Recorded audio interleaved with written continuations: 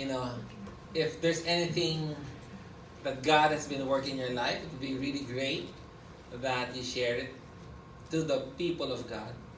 You know, our experience in our life is meant to bring glory to God. And our sister Chicky will be sharing today an experience. Sister Chicky.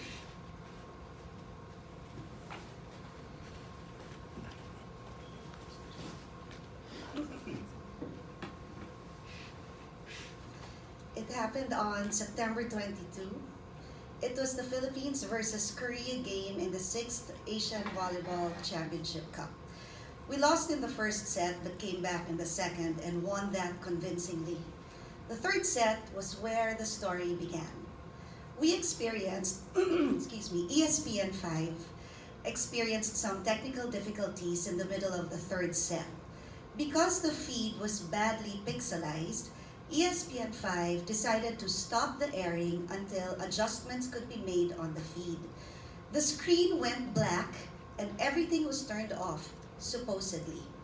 The score was 16-4. Korea was just beating us confidently by putting the balls in zone 6, that's the middle of the court. I'm talking about volleyball. They were not even hitting the balls hard. It was either a tip or an off-speed hit to the middle.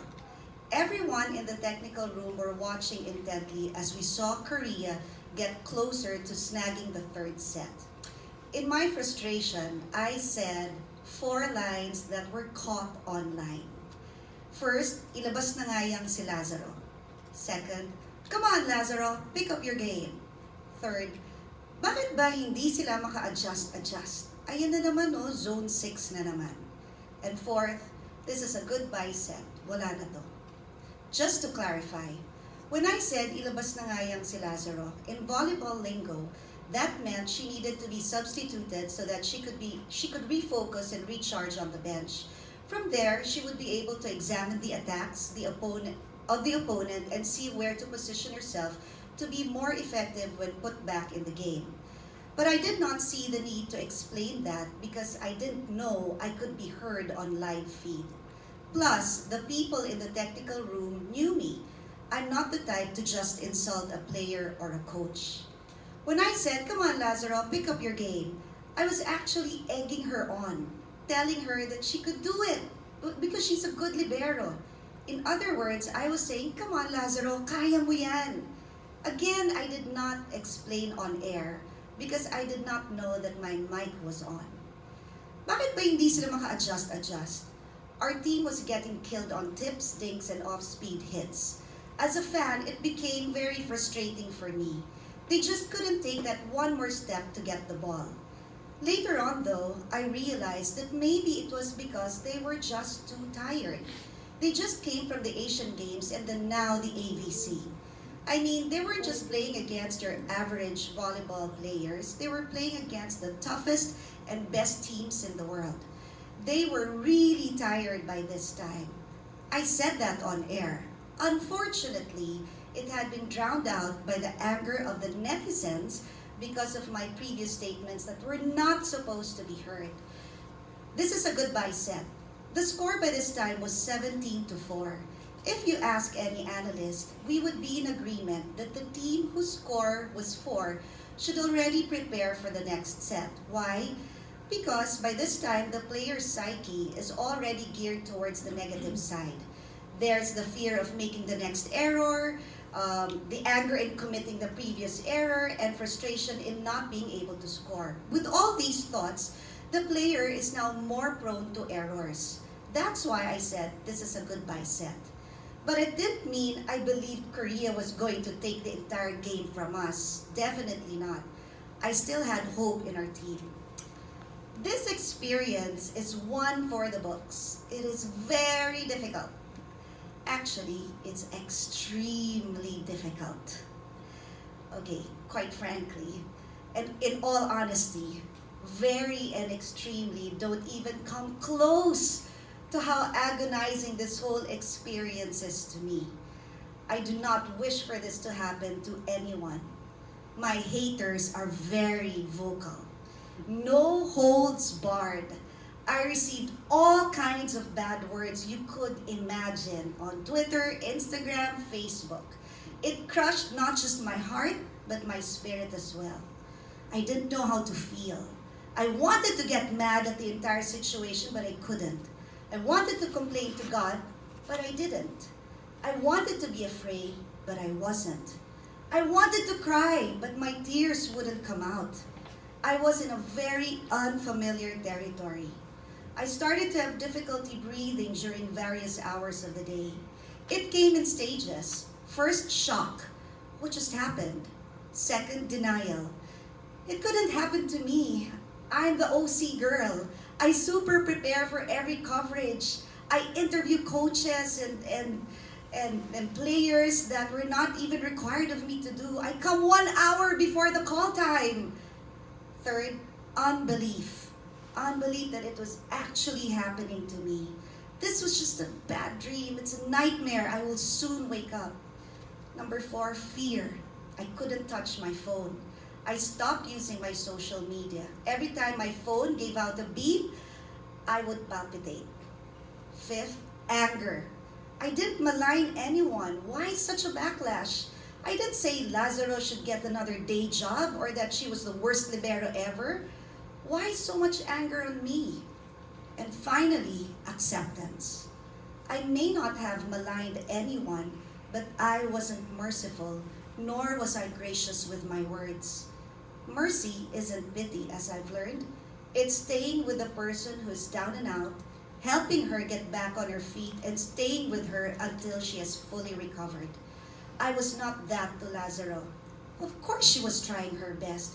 Everyone in the team was trying their best. They were just too tired. The things I learned. Ephesians 4:29 says, "Do not let unwholesome talk come out of your mouths, but only what is helpful for building others up according to their needs, that it may benefit those who listen." I wasn't gracious with my words. Those who heard me heard insult and blame. They have a point because they can't exactly read my mind. That's the risk of unwholesome talk.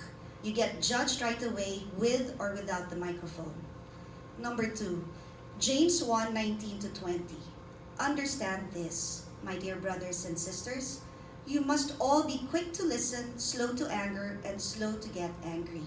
Human anger does not produce the righteousness God desires. I didn't know what to do with when this entire situation erupted. Normally, I would quickly defend myself with hurtful words as well. That's my human nature.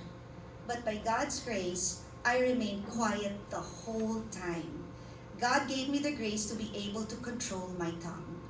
Number 3, John 8:7.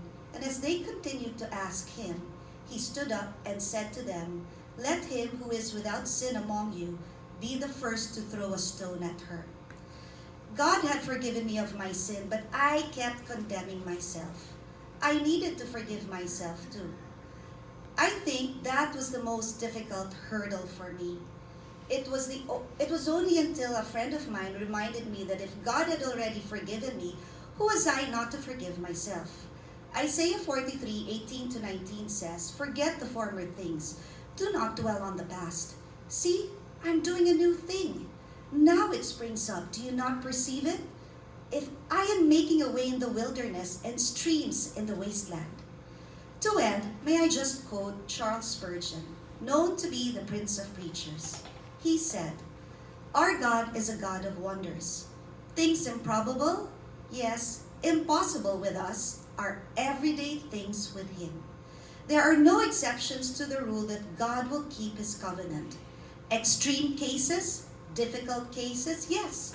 Impossible cases are included within the circle of the Lord's word, and therefore none need despair or even doubt. God's opportunity has come when man's extremity is reached. The worse the case, the more sure it is to be helped by the Lord. I have no idea what tomorrow will bring me. It's scary, to be honest. But I am grateful that today I am here with you. I am holding on to 1 Peter 5:10-11 that says, "And the God of all grace, who called you to His eternal glory in Christ, After you have suffered a little while, will himself restore you and make you strong, firm and steadfast. To him be the power forever and ever. Amen. Praise God. Let's pray for Chicky. Father,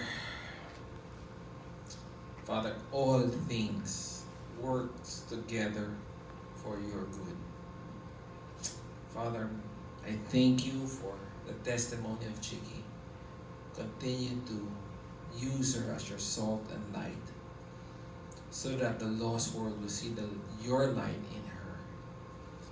Thank you for her faithfulness. May she never take out her eyes on you.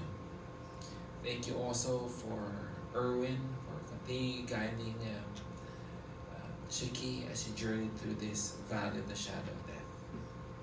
Father, also lift up to you Leah, who celebrated her birthday yesterday.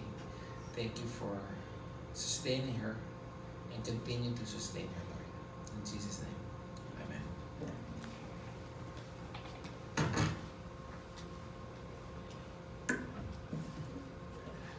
Chicky, thank you for your testimony. I never realized she spoke well. Maybe one day she'd preach here. No. We don't believe in female preachers. Okay, today we're looking at Genesis chapter 34. And the title of the message is Scandal in the House of God. Everybody likes a scandal. It's what spices us life. If there's a scandal, it's in the front page. This thing happened, that thing happened. But you know, if you think of it, you don't expect a scandal in the house of God. Recently, I'm not sure if you know of this socialite who was caught cursing a customer in his restaurant, in his club, right? And he was going berserk. And it was a scandal. And the guy was forced to resign. And it was a talk of the town. Everybody was talking about the guy. And people like those kind of stuff.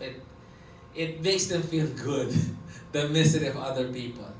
But again, as I said, you don't expect that with the people of God. I remember when Duterte's granddaughter was like angry with the dad, right?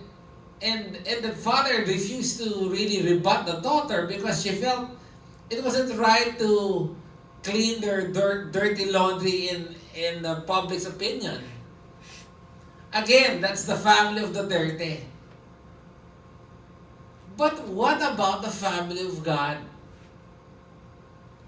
As we look into Genesis chapter 4, we're reminded in Genesis chapter 32 that Jacob wrestled with God and lost, and God blessed him after breaking him, saying, "From now on, your name will not be Jacob, but Israel."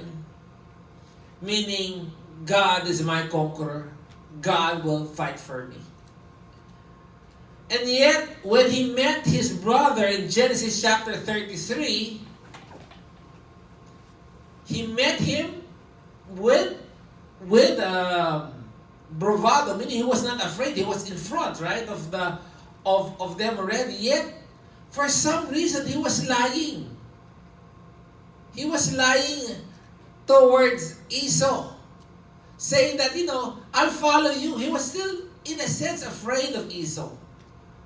I'll follow you at Shechem. But he never followed him there. Instead of going to Bethel, where God wanted him to go, he ended up here in this place. And now we pick up the story in Genesis chapter 34. We're now settled in the promised land. Then verse 1 says, Now Dinah, the daughter of Leah, whom she had borne to Jacob, went out to visit the daughter of the land. You and I, when I was reading this, nothing abnormal or obscure with that statement. It sounds very innocent, nothing provocative there. But if you understand their culture, that wasn't that prudent. In fact, the Jewish commentators of this verse would say that Dinah was short of prostituting herself. She was acting like her mother, Leah. Remember, Leah went out before enticing Jacob to lay with her? Well, this is the thing that Dinah was doing also.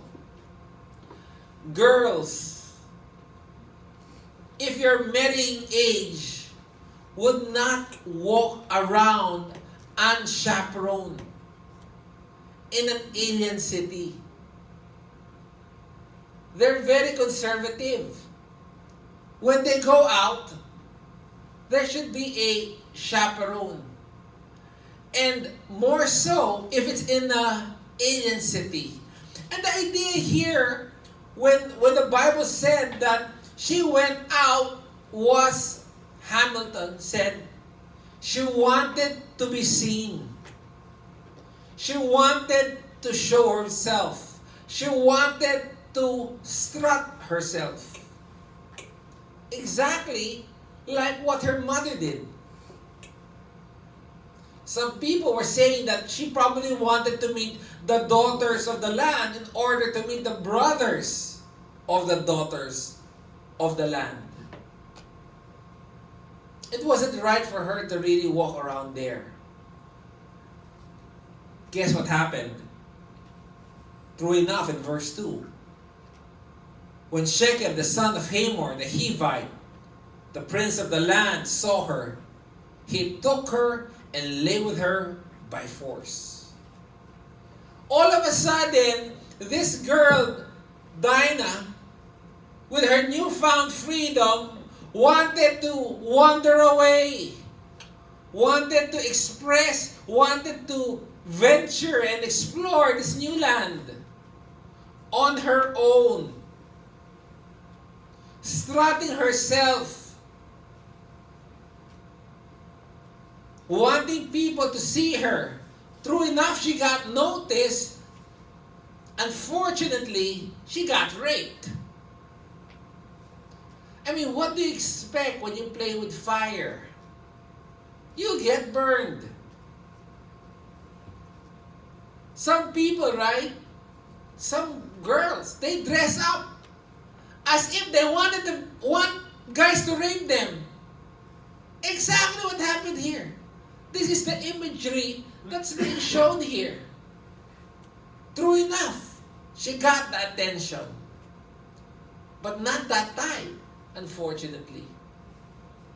Verse 3 goes, he was deeply attractive to Dinah, the daughter of Jacob, and he loved the girl and spoke tenderly to her. What an irony. The guy violated the girl by force, and after violating her, guess what? She tells the girl, I love you. I care for you. Spoke to her tenderly. I mean, really, how can you love a person if you don't know her? Clearly, he was just attracted to her. Guys will say anything just to get what they want. This guy, Shechem, was really attracted to Dinah. Verse 4 goes, so Shechem spoke to his father Hamor, saying, get me this young girl for a wife. Love at first sight. I'm infatuated, Dad. I want to marry her. I love her without even knowing her. Some people were saying, well, that's better because when Amon raped the daughter of David, after raping her, yeah, she hated the girl. She said, get out, put her to jail. Consuelo de Bobo. Here, at least after raping her, he wanted to marry her. Again, only infatuation. Again, you ask yourself, hey, why did Jacob allow this? Why did Jacob allow her daughter to wander around without a chaperone? Verse 5. Now Jacob heard that he had defiled Dinah, his daughter. But his sons were in the livestock in the field, so Jacob kept silent until they came in. You know, such reproach impacts the whole household of Jacob. I mean, what would you expect? How would you expect Jacob to react? Angry. If somebody violated my daughter, I will. I remember talking to police when I was giving them a Bible study in CCF. I was a speaker, but I was leading a group of men, police, on a discussion, and I said, What happens if somebody rapes your daughter? All of them said, "Sir, we will kill. We will really kill the guy." Right? We will really kill the guy. But here, what was the response of Jacob? Nothing. Not like David, when she found out that her daughter was raped, he got very angry. But Jacob, he just remained silent. As if he did not care. Well, could it be because she is the daughter of the woman whom he does not love? Leah? Right? That girl that looks like a cross-eyed cow? Oh, that was the description, a cross-eyed cow. That's the daughter of that girl who deceived you into marrying her. Jacob had no feelings towards it. Verse 6. Hamor, the father of Shechem, went out to Jacob to speak to him. Let's fix this marriage. Because honestly, that's the proper thing to do naman. That's the proper thing. If your son violated a girl, man, it's just the right thing to remedy it. So, Hamor tried to fix the marriage. Verse 7.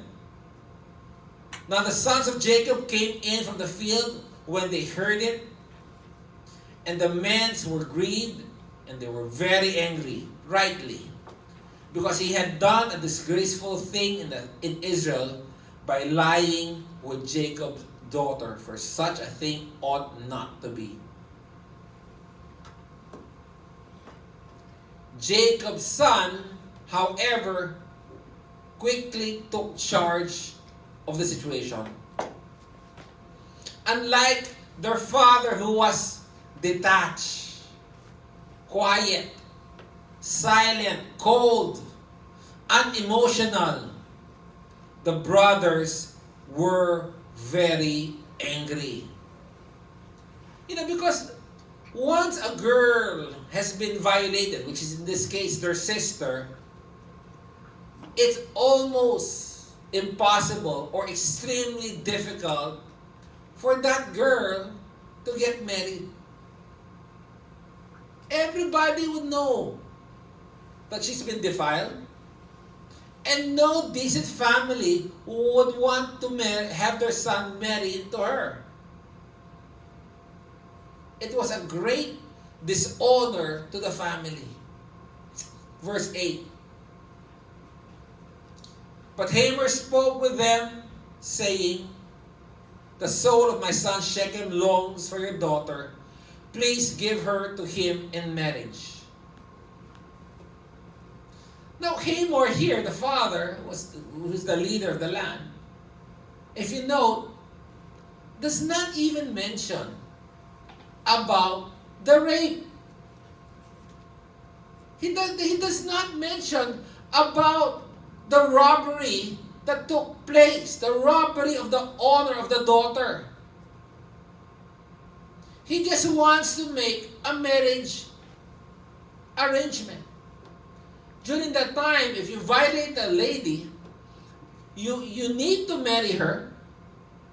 Secondly, you have to pay 50 shekels, which is of silver, which is a very high amount. And thirdly, ito medyo malas, you can't divorce her. That was part of the rule. You cannot divorce her. Kasi, Moses allowed divorce. But if you rape her, you have to marry. You can't divorce. But here, they did not care. They did not mention. They just wanted to negotiate. So what was the proposal? Let's see if the proposal was good. Verse 9. Intermarry with us. Give your daughters to us and take our daughters for yourself. Okay. Not only will Dinah marry my son, but then, come on, let's marry one another. Nothing wrong with that proposal. It sounds generous. But the only problem is, God in Deuteronomy chapter 7 did not allow. In fact, He prohibits intermarriages. It says in Deuteronomy 7:3, you shall not make marriages with them, giving your daughters to their sons or taking their daughters for your sons. Sounds okay, but God did not allow it. That's why the Jews hates, remember, the Samaritans. Why? They intermarried. Jews intermarried with Gentiles equals Samaritan. They hated that. They felt that they have to keep their race very pure. So that's the proposal. Intermarry with us. Guys, don't worry. There are benefits in marrying into our people. Verse 10. Thus you shall live with us, and the land shall be open before you. Live and trade in it and acquire property in it. So guys, if you intermarry with us, you live in this land in peace. Nice. Secondly, you can do trade. Livelihood. Nice. Thirdly, you can own property. You can buy land. You can build yourself a house and own it. Pretty good offer. Not bad. Intermarriage. A lot of benefits. Not only that, sabi nga sa commercial, wait, there's still more. Verse 11, Shechem also said to the father and to her brothers, if I find favor in your sight, then I will give whatever you say to me. If that's not enough, name your price. I'll give it. What begins as a personal tragedy in Jacob's family is now putting in jeopardy the entire covenant promise. Because if they intermarry, their line will be defiled. They will lose their distinct identity as the chosen people of God.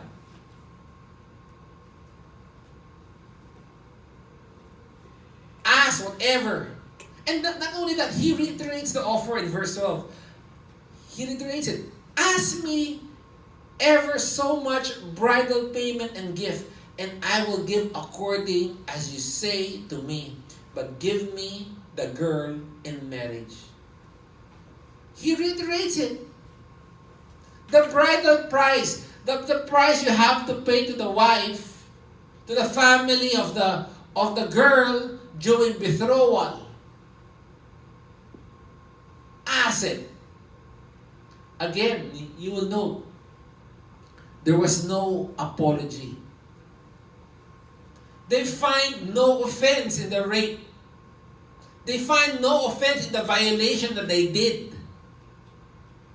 They just wanted to negotiate a financial settlement. Jacob, all along, does not show any moral indignation. He just wants to settle this prudently. Yet the son were morally outraged. You know how sad, no? How people nowadays can easily come to terms with their sin. Sin unconfessed becomes acceptable. I remember before, right? Gay people, if you're gay, you really hide it until your folks dies. And if your folks dies, you still hide it. There was shame in having your kids or a son gay. But nowadays, wow, they take pride. Oh, the coming out party. Huh? Before, if you have a mistress, you keep it a secret. Talagang you keep it a secret. But now, they're like medals that people flaunt and not ashamed of. Like Arab, right? He's not ashamed. He gets more votes with all those kids and grandkids he has. The world easily comes to terms with sin. And they do that by disguising it. Sexual immorality, we just made love. Right?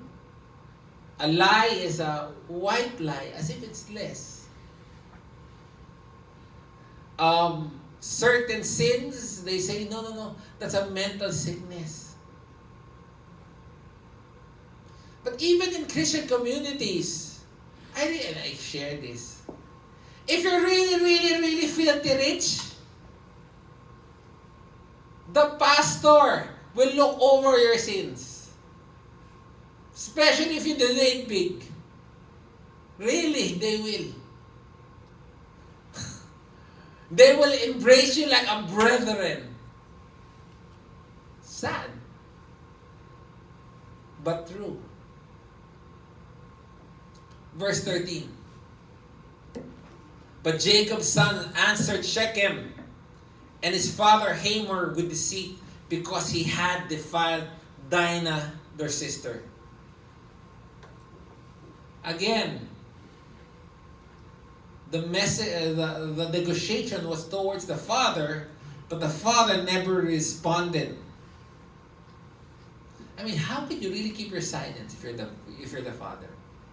Any normal dad will get upset. In fact, downright angry. And for the Jews to let this situation pass is a great atrocity. Never to be tolerated. It should never be left unpunished. The Shechem was motivated by what? His infatuation towards Dinah. Hamor, the father, was motivated by the financial gains. Jacob's son, on the other hand, was motivated by revenge. Note, the word Jacob's son answered Shechem and his father with deceit. The author was saying this will not be a fair play with regard to the sons of Jacob. Deceit. Like father, like son. Jacob was known as a deceiver. He deceived his brothers, his brother of his birthright and his inheritance. And now his son takes up after him. That's sad. Like it or not, our kids will follow our footsteps.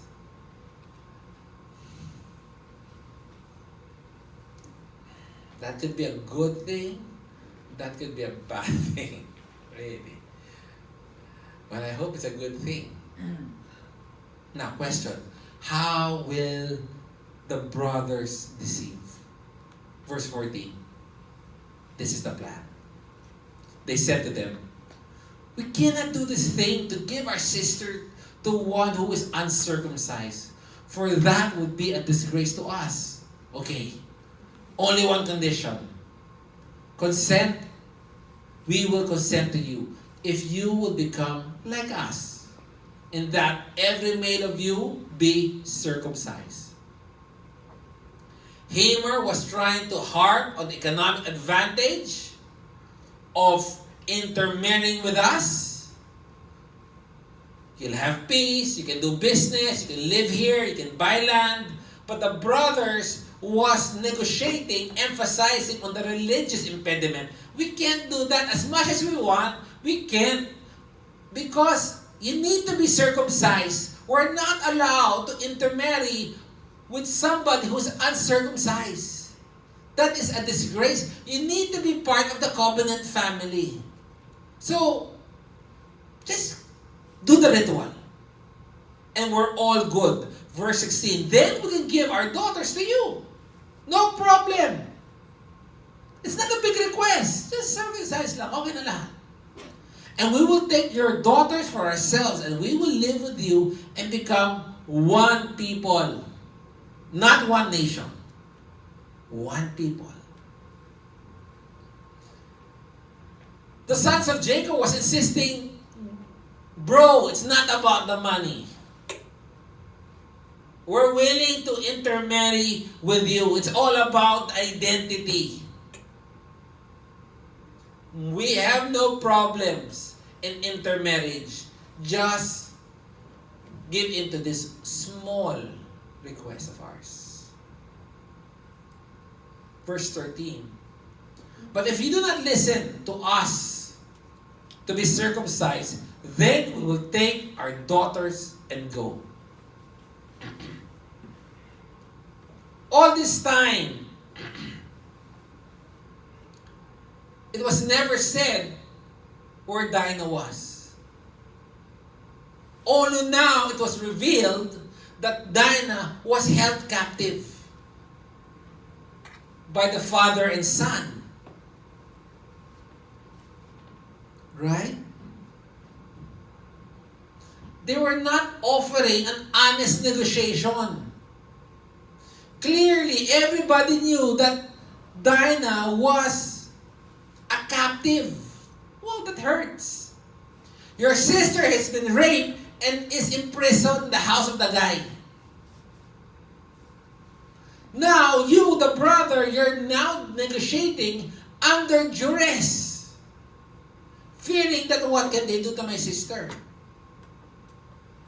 They were, both parties was negotiating in bad faith. Right? Shechem was negotiating in bad faith in the sense that we have your sister with us. I mean, marry with us. No choice. I rape her na, she's still living with us. The brothers was negotiating in bad faith because they intend to deceive them. Right? Yet, they made a slight threat when they said, then we will take our daughters and go. If you will not listen to us to be circumcised, then we'll take our daughters and go. Meaning what? We will forcibly take her from you. It's a vile threat. It's a hint of what could happen and what eventually happened. Verse 18. Now the words seems reasonable to Hamor and Shechem and Hamor's son. Yeah. What's that? Get circumcised? No problem. I mean, we don't believe whatever you say, but okay. My son is so in love with you, okay, we'll just do it. It's not a big thing. Verse 19. The young man did not delay in doing the thing because he was delighted with Jacob's daughter. Now he was more respected than all the household of his father. In his excitement, in his great love, he did not waste another day. Him and his father got circumcised immediately to set an example before the people. To show them, oh guys, we did it already, it's no big deal. And Shechem was really respected, as it says here. And if the most respected guy in town and his father's the leader did it, why shouldn't you? Guys, no problem, we did it. So verse 20 goes, so Hamor and his son Shechem came to the gate of their city and spoke to the men of the city, saying, okay, after being circumcised, the father and son went to the gate of the city. What does it mean? The place was pretty big. Normally, if you're kind of small tribe, you will not be in a gated city. A gated city would require you to be about 500 to 1,000 men strong. That's a typical size of a gated place. Now, the place there were normally crowded and cramped. That 1,000 guys will be in about 6 area of land. That's the rough size of a city then. And there was no urban planning. So the streets were narrow, they're packed. And the only place where they can meet was at the gate, where there's enough space for the people to congregate. That's why the elders would normally stay there at the gate. That's why important discussions regarding religion, politics, and business were discussed at the gate. Now, Hamor, the leader of that place, raises up the issue to the men of their town. When they say men of their town, it does not mean all the men. It means all the free men who are there living permanently. Maybe there are transient people who's there. They're not included. These are, as would say, the Filipinos only. The tourists are not included in the meeting. Now, how does he begin his speech? To convince his people to get themselves circumcised. Verse 21, these men were friendly to us. Guys, we met these guys, they're friendly. Therefore, let them live in the land and trade in it. For behold, the land is large enough for them. Let us take their daughters in marriage and give our daughters to them. You know, they were deceiving the town people in the sense that they were not telling their real motives, the interior motives. The real motive is just for a son to marry the daughter. That was the only agenda. But they're just giving all of this reason because that was the requirement of the brothers. They did not say anything about Shechem raping Dinah.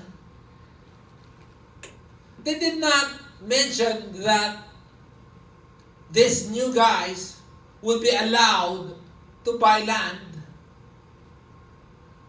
Makes no mention about that. They just wanted to get their votes, their approval by being circumcised. Verse 22, only on this condition will the men consent to live with us, to become one people, that every male among us be circumcised as they are circumcised. I'm not telling you to become a Jew, just circumcised, just for the sake of it. Because if we do, there's a great financial gain.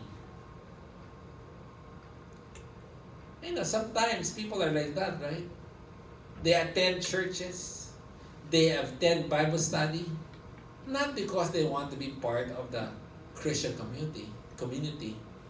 They just want to get the financial gains, the connections, the friendships. Verse 23, he continues convincing them, will not their livestock and their property and all their animals be ours? That's a good thing, right? Only let us consent with them, and they will live with us. What a great advantage. Circumcision, all their wealth will be ours. Like a political leader who's willing to give all the promises just to be elected. And that will happen next year when the circus begins. When everybody will make promises that they will not keep. And when they keep their promises, they'll act as if it's their own money when they're using the people's money. And I don't understand these government officials when they plaster their names in all the projects as if they're using their money. No, they're not. They're using our money to promote themselves so that what? They can steal. I don't know if that's right. Sorry if I... Okay. And what did they say? Will not their livestock and their property and all their animals be ours? Only let us consent to them, and they will live with us. These people who are peaceable, these are nice people. They're not war freaks. They're peaceable people. Wow, what a wrong idea. Verse 24. All who went out of the gate of the city listened to Hamor and his son Shechem, and every male was circumcised. All who went out of the gate of the city. Every male, meaning not one male was left. It was a total success. Like GMA when she ran in Maguindanao. She got 100% of the vote. No one voted for FPJ. Not even one. Perfect attendance. I don't know what's the statistics probability of that, but he was that good. Everybody got circumcised, voted in the referendum, in a sense. Verse 25.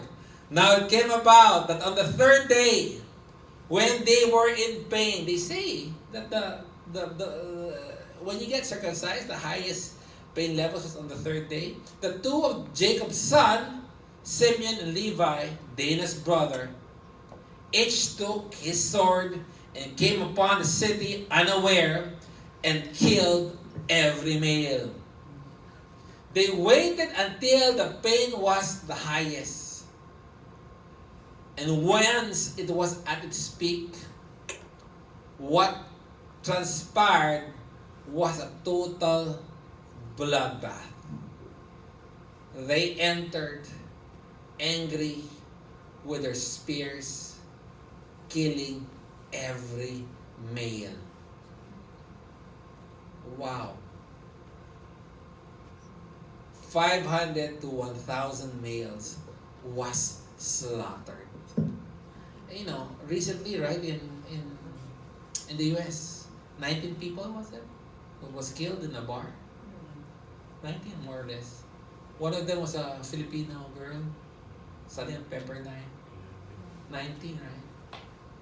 This was about 500 to 1,000. Was slaughtered by the two brothers. Guess what? the brothers was part of the family of God.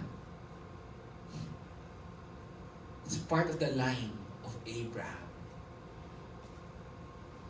What? As I told you, Esau was more honorable than Jacob. Totally. I mean, how could you? You're the son of our pastor. What happened? You're the son of the guy that's carrying the lineage of Jesus. Wow, what's with you guys? Any notion that the family of Jacob was a godly race was farcical and hypocritical. Let's see now if anyone will attend their Bible study. They're murderers. Why would you want to attend? Verse 26. They killed Hamor and his son Shechem with the edge of the sword and took Dinah from Shechem's house and went forth. You know, these people brought violence on themselves. They raped the sister, held her captive against her will, and proposed a shotgun marriage wherein the conditions was totally unacceptable to the Jews. It left the brothers no leeway except to use force and deceit. Now, considering the numerical advantage, they really had to plan this strictly very well, and the execution should be precise. It was an orderly slaughter. Slaughter the male first, now slaughter the father and the son, and then let's get back Dinah.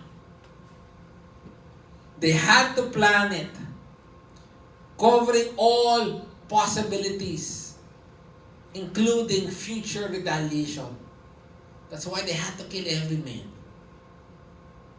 Because, you know, if you leave one, they might retaliate. And that's what they do, right? In the Muslim world, even the Philippines, right? Nagkakaubusan lahat ng lahi. Races are being annihilated. Verse 27. Jacob's son came upon the slain and looted the city because they had defiled their sister. After killing everybody, they looted it. They took their flocks and their herds and their donkeys and that which was in the city and which was in the field. Remember what they said? These guys, they're peaceable. Not only that, we will get all their properties. Totally reverse. They're not peaceable. They slaughtered everybody and they got now all their properties. The reverse happened. And they captured and looted all their wealth and all the little ones and their wives, even all that was in the house. The exact opposite happened. Verse 30. Then Jacob said to Simeon and Levi, you brought trouble on me by making me odious among the inhabitants of the land, among the Canaanites and the Perizzites, and my men being few in number, and they will gather together against me and attack me, and I will be destroyed, I and my household. Alam mo, when I was reading that was so sad. What was Jacob saying here? You have brought trouble on me by making me odious among the inhabitants of the land and the Canaanites, and my men, being few in numbers, they will gather against me and attack me, and I will be destroyed, I and my family.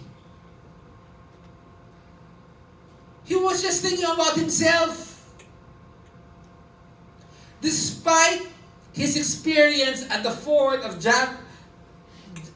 Jabbok, where God said, I will fight for you, he was still again afraid. It shows how bad the character of Jacob was. He does not condemn the massacre. He didn't say, oh kids, what happened? Why did you overkill it? He did not condemn the abuse of the rite of circumcision.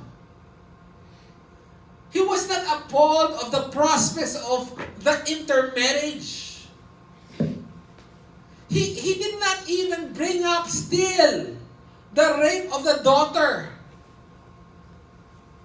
And the only protest he gives is, I'll be unpopular. I'll be odious. People will think badly of me. Huh? A total bloodbath by your kids is not an issue. And what happens to me now? People might even kill me. He's just protecting his own skin and has no cares on what's happening to his family. Again, he is a chosen child of God. What a disappointment.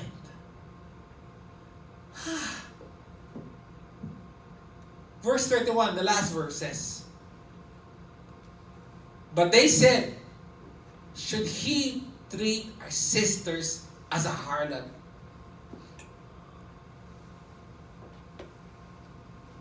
That was a response of the brothers.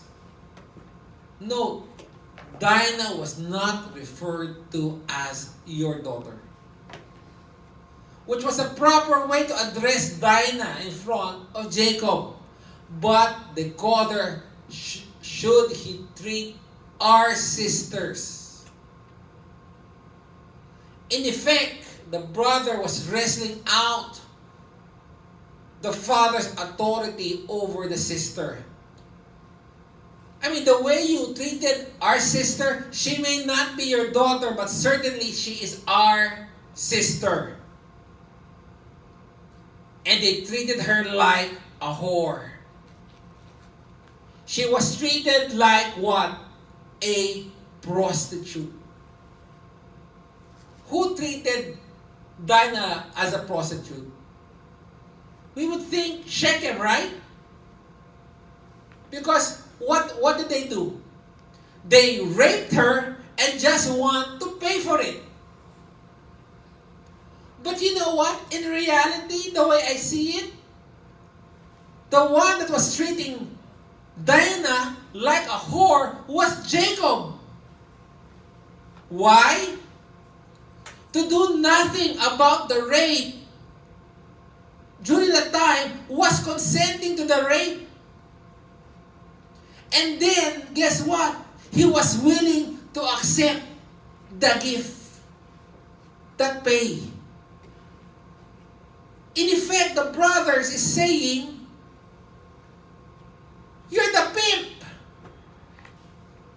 The mere fact that you did not protest, you kept quiet, and you're willing to get the money, you're pimping her.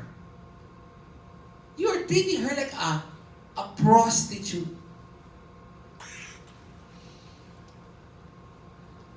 Jacob.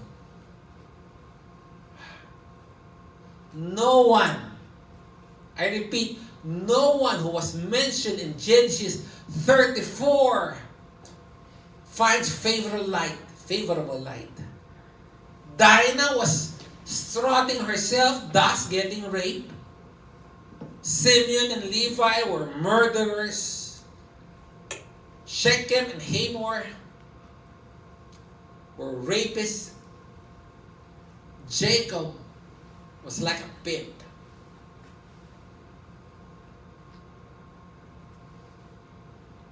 What started as a simple squabble between brothers when Jacob deceived Esau has now turned into a total brutal bloodbath.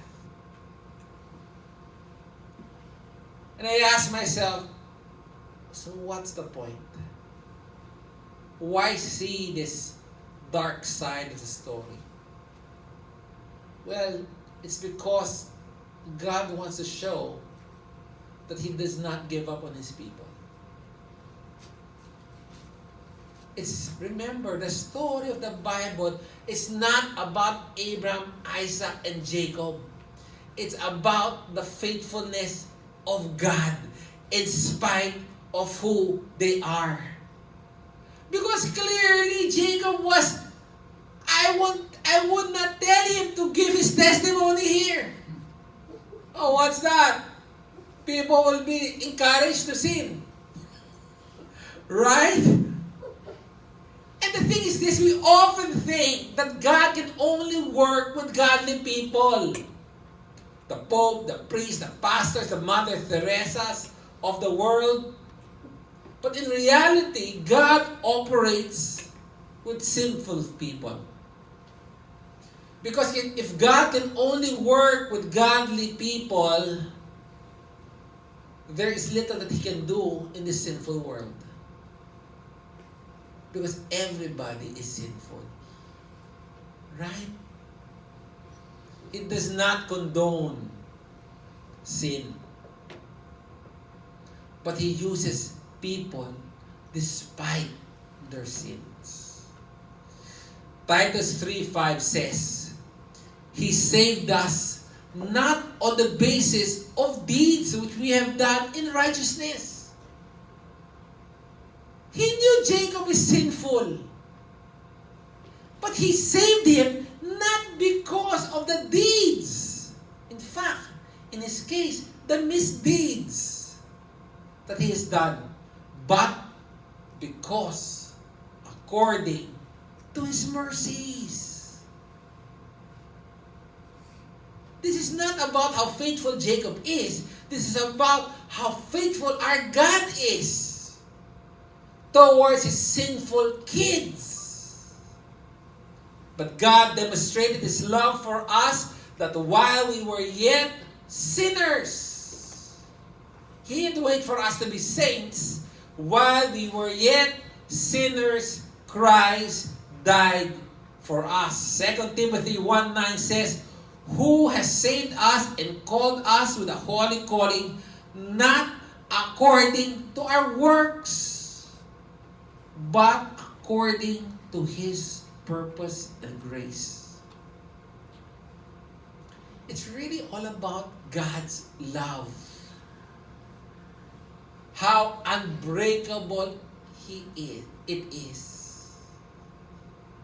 I'm reminded in Romans chapter 8:35, it says, Tell me, who can separate us from the love of Christ? Will tribulation, or distress, or persecution, or famine, or nakedness, or peril, or sword? 38, For I am convinced that neither death, nor life, nor angels, nor principalities, nor things present, nor things to come, nor power, nor height, nor depth, nor any other created things will be able to separate us from the love of God which is in Christ Jesus our Lord. This shows how patient and loving our God is.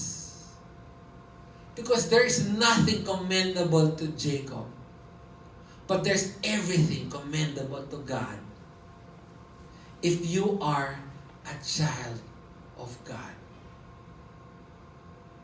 This shows how great and unconditional the love of God has towards us. Diba I told you guys?